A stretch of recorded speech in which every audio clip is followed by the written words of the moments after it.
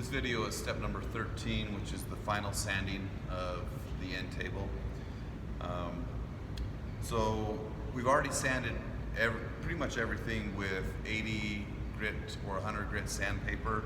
So most of the stuff should be sanded where the marks are out, the burn marks, dents and stuff are all sanded out. So the next step now is to go through the process of making everything nice and smooth as possible before you put on finish. Sanding is a process. You start with the lower grits, such as 80 and 100 grit. They're designed to get out saw marks and those burn marks and everything, which is what we've done. And now we need to move up the grits and go into grits that will make the wood feel a lot softer. So the next step would be 120, and then 180, and then finish off with 220 grit sandpaper. 120 or 150, one of those two grits is where you really need to spend most of your time sanding. I've got some 120 grit sandpaper here. Actually, that's 220. Here's the 100. So here's 120 grit sandpaper. It just depends on, take a look at the back. That's where you need to look to see what the grit is. Okay, sandpapers can be different colors, and just make sure you know what you're using so that you don't accidentally start sanding with 80 grit when you should be sanding with 220 grit. Okay. Now, a couple things to think about. If you lasered your board, there's going to be smoke that sticks to your board, and that all needs to be sanded. So don't be afraid to sand. Well, you'll need to sand all of this area, but you'll also need to sand in these areas to get rid of that smoke. And there's a lot of smoke on this one that you can see. You can use the power sanders to do it. Just be careful to not sand too much in the area that is burned. Sometimes a little bit of sanding can lighten up some of the areas that are a little bit higher, so that it actually has better contrast. But you got to definitely sand the top. Other areas, make sure that you sand the edge that you've rounded over and the end grain here.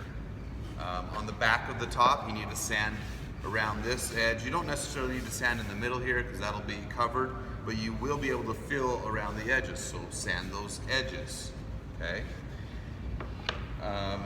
Other things that you need to sand are obviously your drawer and the rest of your table, but the corners. We need to soften all of the corners on the drawer, on the legs, because that makes it so when we put finish on, the finish can run over the surface of that corner and flow and stick to that area and create a good bond between this surface and this surface. If you leave a sharp corner, then it's a weak point that can chip off real easy with the lacquer. To do that, all you do is just by hand, just go at a little bit of an angle here. 120 grit sandpaper works really well, and you just soften that up, and you can feel the difference. This one's really sharp, and this one's nice and soft now. Okay? Do that all the way around. Do that on all the corners. Those are all areas that you need to sand. Do the inside edges. Make sure you get off any pencil or pen marks. Like there's a pen mark in here, you got to get rid of that. Get off any glue marks. Okay? Sanding is just a process. It's going to take you 2 to 3 days probably to do all the sanding that you need to do. One other thing that you can do, so on the front of my drawer here where I shot the nails in, there's holes. Okay?